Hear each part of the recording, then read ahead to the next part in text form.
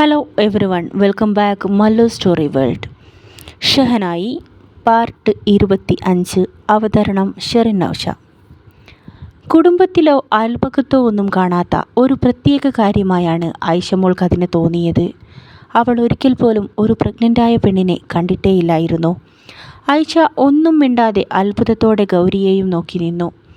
അപ്പോഴേക്കും ഷഹനായി അവൾക്ക് പിന്നാലെ തന്നെ അകത്തേക്ക് കയറി വരുന്നുണ്ടായിരുന്നു. എന്താണ് ആയിഷ, നീ ചേച്ചിയോടൊന്നും ചോദിച്ചില്ലേ? ഷഹനായി ആയിഷമോളെ നോക്കിക്കൊണ്ട് ചോദിച്ചു. ഗൗരി പതിയെ ഒന്ന് ചിരിച്ചു.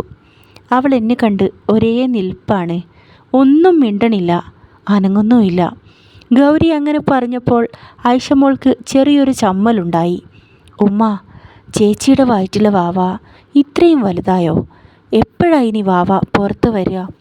അവൾ ഷഹനായിയുടെ ചെവിയിൽ ശബ്ദം താഴ്ത്തി ചോദിച്ചു. ഗൗരി ആയിഷമോളെയും കൊണ്ട് അവിടെ കസേരയിലിരുന്നു. ചേച്ചിയുടെ വാവയ്ക്ക് വയറ്റിൽ 9 മാസമായി. ഇനി കുറച്ച് ദിവസം കൂടി കഴിഞ്ഞാൽ വാവ പുറത്തു വരും. ഗൗരിയുടെ വാക്കുകൾ ആയിഷ ആശ്ചര്യത്തോടെ കേട്ടു നിന്നു. ഉമ്മ, വാവ വെളിയിൽ വന്നാൽ എൻ്റെ കൂടെ കളിക്കാൻ കൂടുമോ? അവൾ സന്തോഷത്തോടെ ചോദിച്ചു. ഉറപ്പായിട്ടും വാവ മോളുടെ കൂടെ കളിക്കും. വാവ വെളിയിൽ വന്നാൽ ചേച്ചി ദേവേട്ടൻ്റെ വീട്ടിലേക്കാണ് പോവാ. അപ്പോൾ നമുക്ക് വാവയെ കാണാൻ അങ്ങോട്ടേക്ക് പോവാം. ഷഹനായി ആയിഷമോൾക്ക് ഉറപ്പ് നൽകി. ആയിഷയ്ക്ക് സന്തോഷമായി. ഗൗരി, ഞങ്ങൾ ഇറങ്ങട്ടെ. ട്യൂഷനുള്ള കുട്ടികൾ ഇപ്പോൾ വരും. അവർ വരുമ്പോഴേക്കും അവിടെ എത്തണം. അവർ ടീച്ചറോടും ബാബുവിനോടും യാത്ര പറഞ്ഞ് അവിടെ നിന്നും തിരികെ പോയി.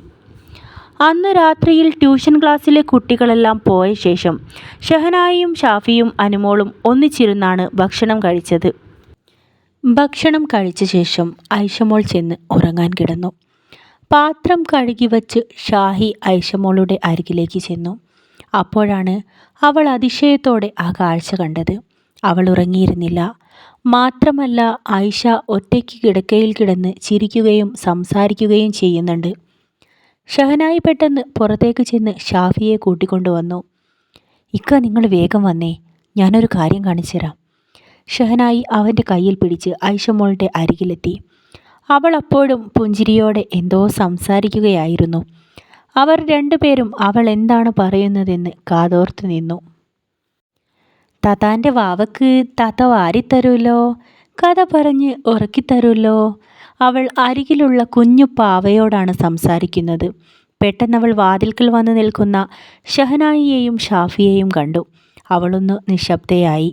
അവളുടെ മുഖത്ത് ചെറിയൊരു നാണം വിരിഞ്ഞു. എൻ്റെ ഐശൂട്ടി, ഇന്ന് ഉറങ്ങാൻ വൈകിയല്ലോ. രാവിലെ സ്കൂളിൽ പോവേണ്ടതല്ലേ? ഷാഫി അവളുടെ അടുത്തേക്ക് കടന്നു വന്നു. ഞാൻ കളിക്കായിരുന്നു ഉപ്പച്ചി, അവൾ കുസൃതിയോടെ പറഞ്ഞു. ഉപ്പ, എനിക്കൊരു കാര്യം ചോദിക്കാനുണ്ട്. അവൾ കണ്ണുകൾ ഉയർത്തി ഷാഫിയെ നോക്കി. ഷഹനായി മുറിയിലേക്ക് വന്ന് കട്ടിലിലെ ബെഡ്ഷീറ്റും തലയിണയും തട്ടിക്കൊടഞ്ഞ് വൃത്തിയാക്കി വച്ചു. ഉപ്പ, നമ്മൾ ഇന്ന് ബാബു സാറിൻ്റെ വീട്ടിൽ പോയില്ലേ? അവിടെ പോയപ്പോൾ ഗൗരി ചേച്ചിയുടെ വയറ്റിൽ കുഞ്ഞാവ ഉണ്ടായിരുന്നു. ഞാൻ കണ്ടതാ. ചേച്ചിയുടെ വയറ് വലുതായിട്ടുണ്ട്. അവളുടെ കുഞ്ഞിക്കണ്ണുകൾ പതിവിലധികം വിടർന്നു. ഉപ്പ, നമ്മുടെ ഉമ്മാൻ്റെ വയറ്റിൽ എന്താ വാവയില്ലാത്തത്? എനിക്കും കുഞ്ഞാവേനെ വേണം. അവൾ വലിയ ആഗ്രഹത്തോടെ ഷാഫിയെ നോക്കി. ആയിഷയുടെ വാക്കുകൾ കേട്ട ഷാഫിയുടെ ചുണ്ടിൽ ചെറിയൊരു പുഞ്ചിരി തെളിഞ്ഞു. അവൻ ഓളി കണ്ണാലെ ഷഹനായിയെ ഒന്ന് നോക്കി. മോളെ ഐശൂട്ടി, ഉപ്പാക്കും കുഞ്ഞാവേനവാകാൻ ആഗ്രഹമുണ്ടായിരുന്നു. പക്ഷെങ്കിൽ ഉമ്മച്ചി സമ്മതിക്കണില്ല മോളെ. എന്താ ചെയ്യുക? അവൻ ഷഹനായിയെ പതിയെ തിരിഞ്ഞു നോക്കി.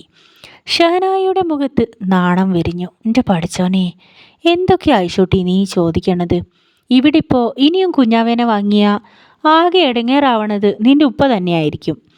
നിന്നെ തന്നെ ഡോക്ടറാക്കണമെന്നും പറഞ്ഞ് ഇപ്പം തന്നെ ഉപ്പാക്ക് ഉറക്കമില്ലാണ്ടായിട്ടുണ്ട്.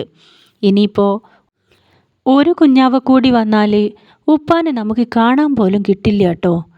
ഷഹനായി തന്നെ ഒന്ന് കളിയാക്കിയതാണെന്ന് ഷാഫിക്ക് മനസ്സിലായി. ഒരു കണക്കിന് അവൾ പറഞ്ഞത് ശരിയാണ്. മര്യാദയ്ക്ക് ഒന്ന് റെസ്റ്റ് എടുക്കാൻ പോലും തനിക്കിപ്പോൾ സമയം ഉണ്ടാവാറില്ല. അവൻ്റെ മുഖത്ത് സങ്കടം വന്ന് നിഴലിച്ചു. പണമില്ലാത്തതിൻ്റെ കുറവ് കൊണ്ടാണ് ഇങ്ങനെയൊക്കെ സംഭവിക്കുന്നത് എന്നവന് മനസ്സിലായി. ഷഹനായി നോക്കിയപ്പോൾ അവൻ്റെ മുഖം വല്ലാതെ വാടിപ്പോയത് അവൾ കണ്ടു. താൻ പറഞ്ഞത് ഷാഫിക്കാക്ക് ഇഷ്ടപ്പെട്ടിട്ടില്ലേ? അവൾ അവൻ്റെ തോളത്ത് കൈവച്ചു. എന്തു പറ്റിയിക്ക? ഞാനൊരു തമാശ പറഞ്ഞതാ. നിങ്ങൾക്ക് വിഷമായോ? അവൾ അവൻ്റെ കണ്ണുകളിലേക്ക് നോക്കി. ഷാഹി, നീ തമാശ പറഞ്ഞതൊക്കെ എനിക്ക് മനസ്സിലായി. പക്ഷേ നിൻ്റെ ഈ തമാശ എനിക്ക് വല്ലാതെ ഫീൽ ചെയ്തു. അവൻ മുഖം താഴ്ത്തിയിരുന്നു. ആയിഷ മോൾ കിടന്ന് കിടന്ന് കണ്ണ് മാളി ഉറക്കത്തിലേക്ക് വീണ് കഴിഞ്ഞിരുന്നു. ഷഹനായി അവളെ എടുത്ത് കട്ടിലിൽ നേരെ കിടത്തി. ഇക്ക, സാരമില്ല, ഞാൻ അറിയാതെ പറഞ്ഞു പോയതാ. എന്നോട് ക്ഷമിക്കേ, ഇനി പറയില്ല. അവൾ ഷാഫിയുടെ മുഖം പിടിച്ചുയർത്തി. അവൻ്റെ കണ്ണിൽ ചെറുതായി നനവുണ്ടെന്ന് അവൾക്ക് തോന്നി. ഷാഹി, എന്നെ ഒരു ഡോക്ടറാക്കണം എന്നുള്ളത് എൻ്റെ ഉമ്മാൻ്റെയും ബാപ്പാൻ്റെയും വലിയ സ്വപ്നമായിരുന്നു. ചെറുപ്പം മുതലേ ഞാനത് കണ്ടും കേട്ടുമാണ് വളർന്നത്. ഒരു ഡോക്ടറായി ഡോക്ടറുടെ ആ വെളുത്ത കോട്ടൊക്കെ ഇട്ട് ബാപ്പാൻ്റെ ഹോസ്പിറ്റലിൽ തന്നെ ഞാൻ വന്നിറങ്ങുന്നത് പലപ്പോഴും ഞാൻ സ്വപ്നം കണ്ടിരുന്നു. എന്നാൽ എല്ലാം എനിക്ക് നഷ്ടമായി. ഇപ്പോഴത്തെ ഈ അവസ്ഥയിൽ എനിക്കത് ഓർക്കാൻ പോലും കഴിയാത്ത സ്ഥിതിയിലായി. ഞാനത് പാടെ വിട്ടു. അപ്പോഴാണ് എൻ്റെ ആയിഷ നമ്മുടെ ജീവിതത്തിലേക്ക് കടന്നു വന്നത്. എനിക്ക് നടക്കാതെ പോയ സ്വപ്നം, അത് ഞാൻ അവളിലൂടെ നേടിയെടുക്കാൻ ശ്രമിക്കുന്നു. ഷാഫി തൻ്റെ പ്രിയതമയുടെ മുഖത്തേക്ക് നോക്കി.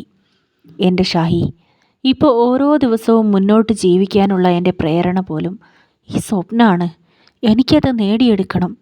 ഞാൻ ജീവിച്ചിരിപ്പുണ്ടെങ്കിൽ ഞാനത് നേടും ഷാഹി, അവൻ ഉറച്ച ശബ്ദത്തിൽ പറഞ്ഞു. ഷാഹിയുടെ കണ്ണുകൾ നിറഞ്ഞു. ഷാഹി, നീ കരയണ്ട. നീ തമാശ പറഞ്ഞതിന് ഞാൻ നിന്നെ കുറ്റപ്പെടുത്തിയതല്ല. ഒരിക്കലും നീ ഇതൊരു തമാശയായി തള്ളരുതെന്ന് ഞാൻ നിന്നെ ഓർമ്മിപ്പിച്ചതാണ്. ഒരു പക്ഷേ ഞാൻ ഇല്ലാതായാൽ പോലും നീ എൻ്റെ ആഗ്രഹം സാധിപ്പിച്ചു തരണം. എന്ത് വില കൊടുത്തും നീ എൻ്റെ മോളെ ഒരു ഡോക്ടറാക്കണം. അവൻ ഷഹനായിയുടെ കൈകളിൽ പിടിച്ചവളെ തൻ്റെ നെഞ്ചിലേക്ക് ചേർത്തു പിടിച്ചു. ഷാഹി ഒന്നും മിണ്ടാതെ അവൻ പറഞ്ഞതെല്ലാം മൂളിക്കേട്ട് ആ നെഞ്ചിൽ അമർന്നു കിടന്നു. പിറ്റേ ദിവസം ഐഷമോൾ സ്കൂളിലായിരുന്നു. അവൾ ഇൻ്റർവെൽ സമയത്ത് വരാന്തയിലൂടെ ക്ലാസ്സിലേക്ക് നടന്നു. പെട്ടെന്ന് അവളുടെ മുൻപിലേക്ക് ആദിൽ കാസിം കടന്നു വന്നു. Hi Aisha, how are you? അവൻ പുഞ്ചിരിയോടെ അവൾക്കരികിലെത്തി. ഫൈൻ ആദി, അവൾ കൊഞ്ചലോടെ മറുപടി പറഞ്ഞു.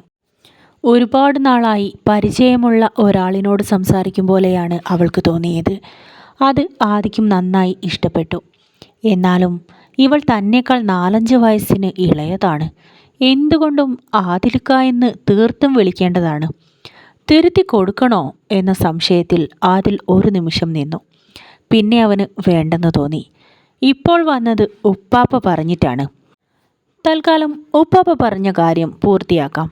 അവൻ വരാന്തയുടെ അറ്റത്ത് ചെന്ന് ഓഫീസ് മുറിയിലേക്ക് എത്തി നോക്കി. അവിടെ ഓഫീസ് റൂമിൽ നിന്നും താൻ വിളിക്കുന്നതും കാത്തു നിൽക്കുന്ന ഹാജിയാരുടെ മുഖം ആദിൽ കണ്ടു. അവൻ ഉപ്പാപ്പാനെ ആരും കാണാതെ മാടി വിളിച്ചു.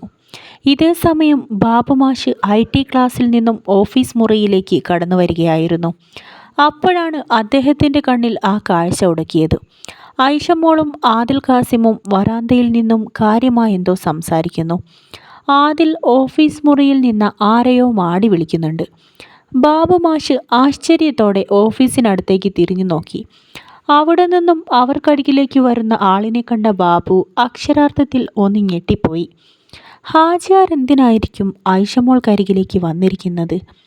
അയാളുടെ മുഖത്ത് തെളിയുന്ന ഭാവം സ്നേഹമാണോ അതോ ദേഷ്യമാണോ എന്താണെന്ന് വ്യക്തമായി മനസ്സിലാക്കാൻ ബാബുമാഷിന് കഴിഞ്ഞില്ല. ആരും അറിയാതെ ആദിൽ കാസിമിനെ കൂട്ടുപിടിച്ച് ഹാജിയാർ ഐഷമോളെ കാണാൻ വേണ്ടി സ്കൂളിലേക്ക് വന്നിരിക്കുകയാണ്. ആ വരവ് എന്തിനായിരിക്കും? കാത്തിരുന്ന് കാണാം. ഷഹനായി അടുത്ത പാർട്ടുമായി ഞാൻ ഉടൻ തന്നെ വരുന്നതാണ്. അതുവരെയും എല്ലാവർക്കും ബൈ ബൈ.